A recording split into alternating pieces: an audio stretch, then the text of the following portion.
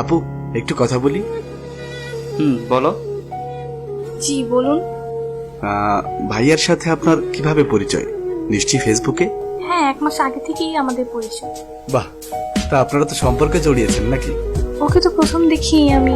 ওহো হো হো, how romantic, so sweet, so sweet. তো আপু আপনি কি করেন, কোথায় থাকেন? হোস্টেল থেকে পড়াশোনা করছি, দেশের বাড়ি ধামরাই। ওহো হো হো, সো সুইট, থ্যাংক ইউ। আচ্ছা আপু, আমি এতক্ষণ খেয়াল করলাম সুইট ভাইয়াটা আপনার শরীরের সব আপত্তিকর জায়গাগুলোতে হাত দিচ্ছে। এর কোনো যুক্তি আছে? কি বললেন আপনি? এই, একটা মেয়ের সাথে কিভাবে কথা বলতে হয় জানিস না তুই? কি বিয়াদবের মাথা কথা বলছেন আপনি? আমার বিয়ে আমাকে হাত দিকে যাই করুক, ওটা আপনার কি? এটা আমার ব্যক্তিগত ব্যাপার। Good good question. এটা আমার কি? এটা আপনার ব্যক্তিগত স্বাধীনতা, তাই তো? ঠিক তাই। এখানে আপনার সমস্যাটা কি? সত্যি তো, তাতে আমার কি?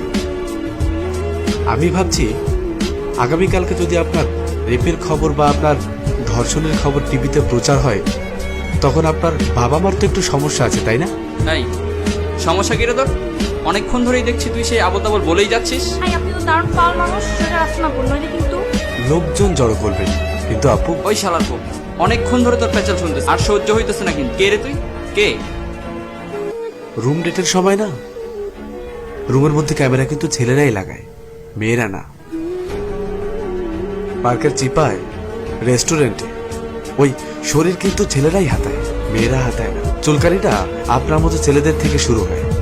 সো চুপ থাকুন, আপনার কোনো ডায়লগ নেই, ইনসেটে আসবেন, বসুন।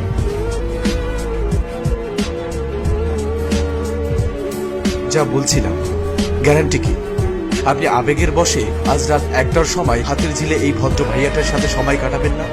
গ্যারান্টি কি ছেলেটি আপনাকে সেখানে সুযোগ বুঝে ধর্ষণ করবে না? গ্যারান্টি কি আগামীকাল আপনার লাশ লেকের পাড়ে পড়ে থাকবে না?